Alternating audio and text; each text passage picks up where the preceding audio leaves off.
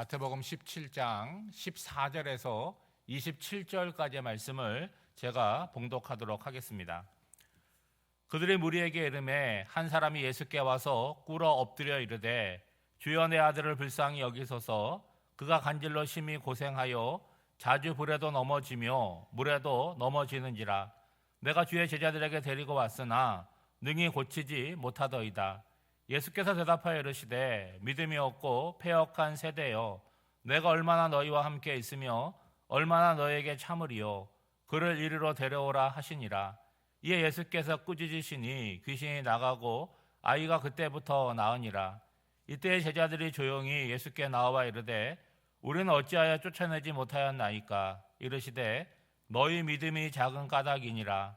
진실로 너에게 이르노니 만일 너에게 믿음이 겨자씨 한 알만큼만 있어도 이 산을 명하여 여기서 저기로 옮겨지라 하면 옮겨질 것이요 또 너희가 못할 것이 없으리라. 갈릴리에 모일 때 예수께서 제자들에게 이르시되 인자가 장차 사람들의 손에 넘겨져 죽임을 당하고 제3일에 살아나리라 하시니 제자들이 매우 근심하더라.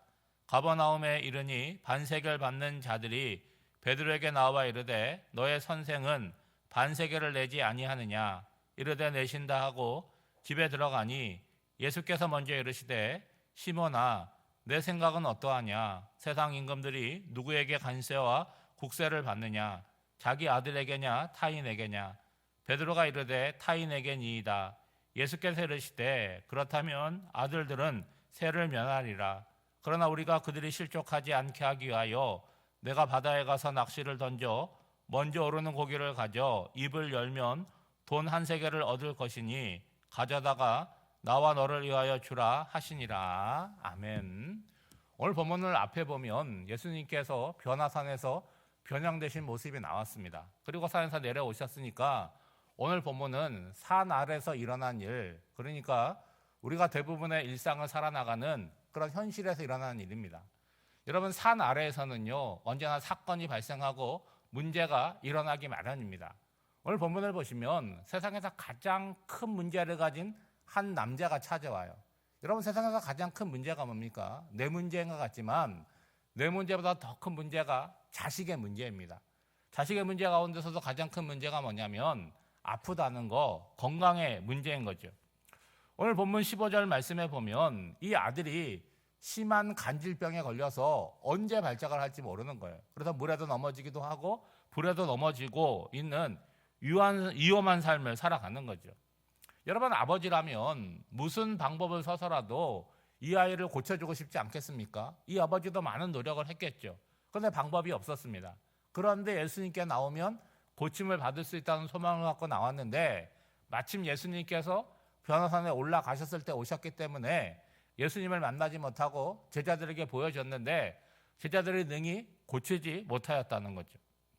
여러분, 제자들의 입장을 생각해 보세요. 이 아이를 고쳐주고 싶지 않았겠습니까? 그러니까 고치기 싫어서 안 고친 것이 아니라 고치려고 애를 썼지만 고치지 못했다는 거예요. 여러분, 17절 말씀해 보면 예수님께서 이렇게 말씀하십니다. 믿음이 없고 패역한 세대여, 내가 얼마나 너희와 함께 있으며 얼마나 너희에게 참으리요. 제자들을 향해서 말하고 있지만 이 17절 말씀에 보면 세대라고 말하지 않습니까? 그러니까 동시대를 살아나가는 그 시대 사람들을 얘기하는 거죠. 예수님께서 그들을 볼 때는 믿음이 없다는 거예요. 믿음이 없을 뿐만이 아니라 패역한 세대라고 하는 것입니다.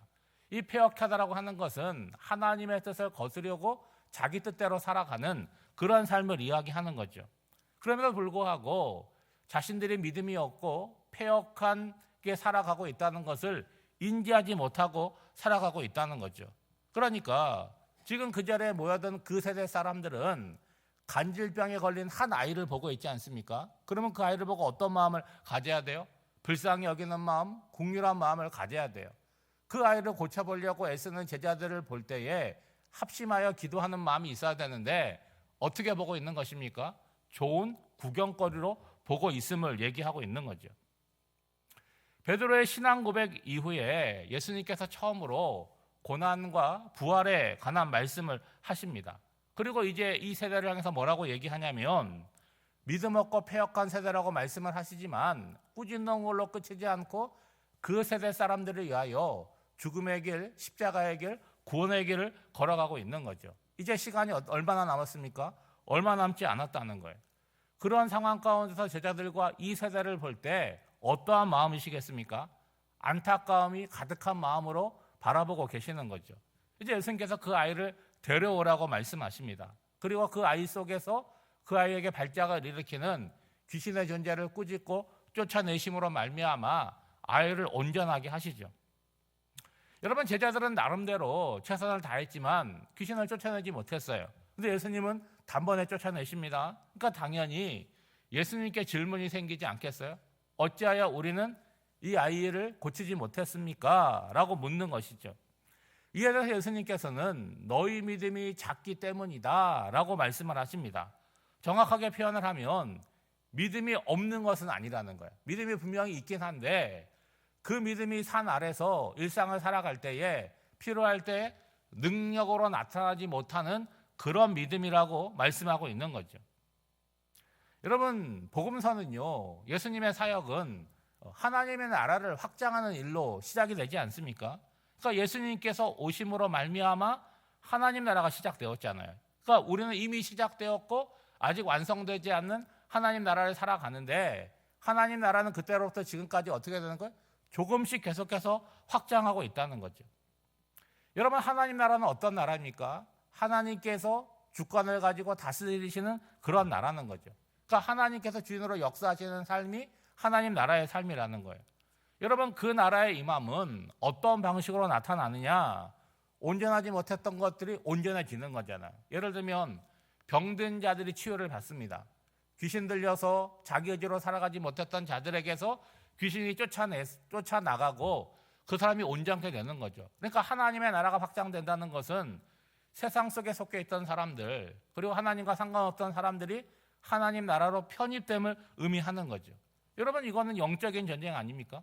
예, 사단과 하나님과 그 영향력 속에서 사단에 속해 있지 않고 하나님의 나라로 들어가는 것, 이것이 여러분 구원이고 신앙이지 않겠습니까?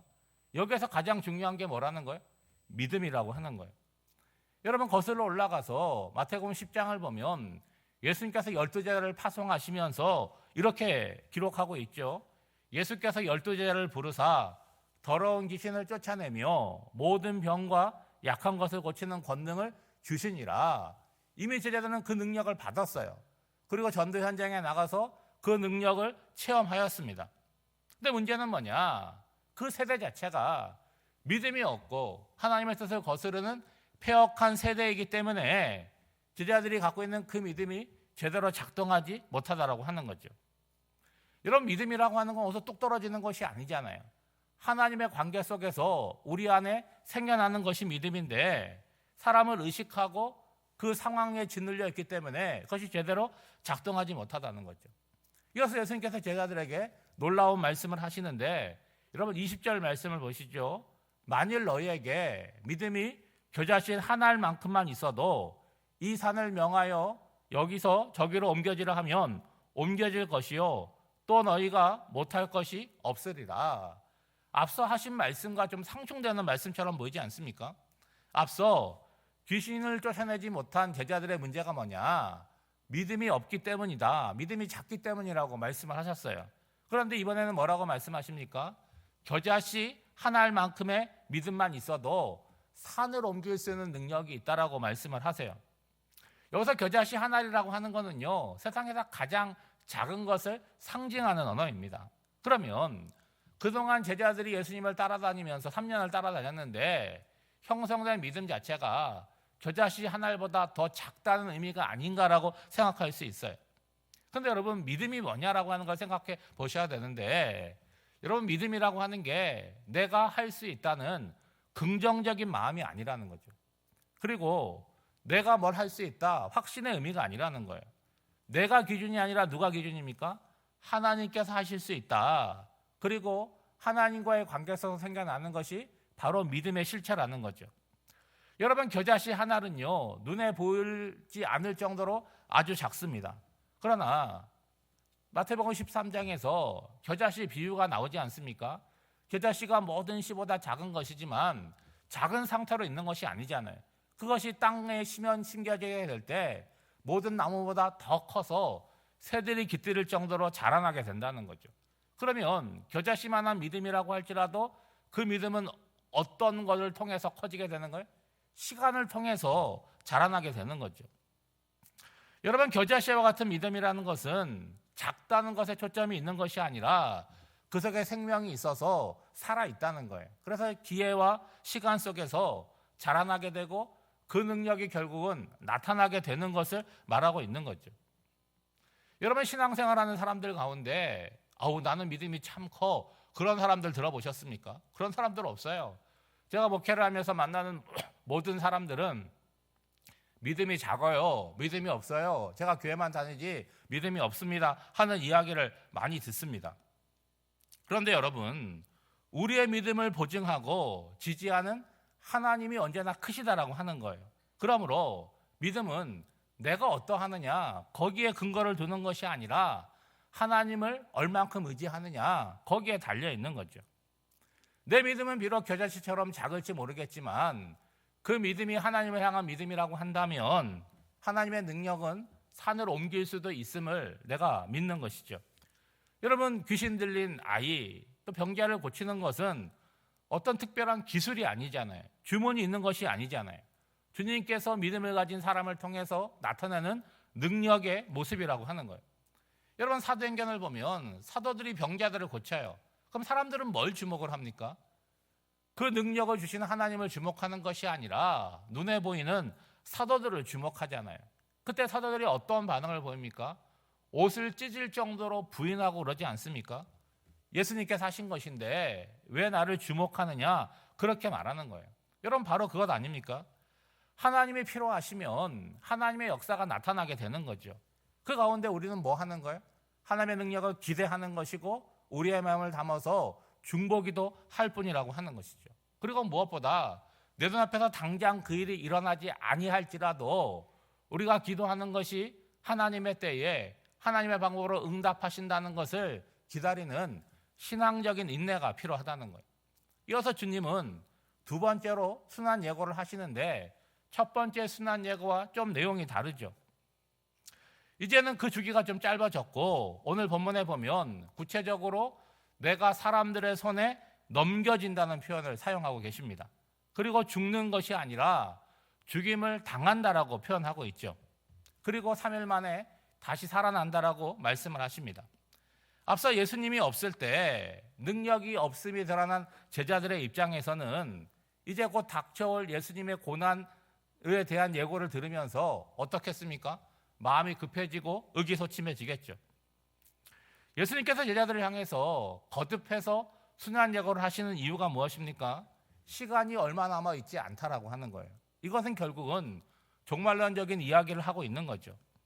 앞서 말씀하셨던 대로 계속 함께 있을 수 없다는 것입니다. 그리고 내가 너희들을 인내하고 참아줄 수 있는 시간도 이제 얼마 남지 않았다는 거죠. 다시 말하면 너희들 정신 차려야 된다. 각성을 촉구하는 동시에 하나님의 나라가 이 땅 가운데 어떠한 방식으로 이루어지게 되는지를 지금 암시하는 말씀이죠. 예수님을 통해서 시작된 하나님의 나라가 이제 어떻게 확장된다는 거예요? 믿음이 작은 제자들을 통해서 확장될 거라는 거죠.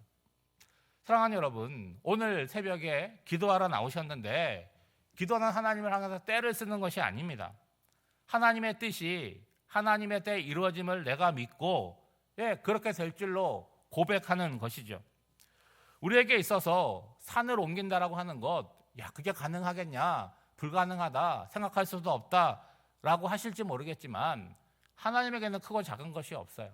여러분, 감기 걸리면 기도하면 고쳐주시고 암에 걸리면 못 고치는 것이 아니에요. 하나님에게는 감기나 암이나 다 같은 것입니다. 그러므로 오늘 기도하실 때 그 능력을 아는 것에 그치지 않고 오늘 한날을 살아가면서 나의 삶을 통해서 보기를 원하고 경험하기를 원하겠다고 기도하시고 실제로 주님의 능력을 경험하는 복된 한날이 되시기를 주님의 이름으로 축복합니다. 기도하겠습니다. 하나님 아버지, 주님과의 관계의 친밀함이 곧 믿음의 크기임을 깨닫습니다. 관계없이 능력만 취하려고 하고 주님의 뜻과 상관없이 내가 소원하는 바만 이루어지기를 원하는 모습이 얼마나 잘못된 것인지를 고백합니다. 주님의 제자가 걸어가야 할 길은 자기 부인과 자기 십자가를 지는 것임을 기억하며 허락하신 십자가를 단단히 붙잡고 인내하며 일상의 삶을 살아가게 하옵소서. 분주한 삶에 빠져 살지 않고 세상을 주관하시는 하나님의 일하심을 보기를 원합니다. 유한한 인생 가운데 함께 하시고 도우시는 주님과 하나님의 나라를 살아내고 확장하는 데 힘쓰게 하옵소서. 오늘도 마음의 말씀을 담고 겸손히 주님 앞에 엎드립니다. 우리의 마음을 주의 은혜로 채워주시고 오늘 한 날의 삶도 산 아래서 살아갈 때에 여러 가지 일들이 있겠지만 하나님을 온전히 의지하며 문제를 풀어가고 주님과 함께 동행하는 복된 한 날이 되기를 간절히 바라옵고 원하오며 이 모든 간구를 예수님의 이름으로 기도하옵나이다. 아멘.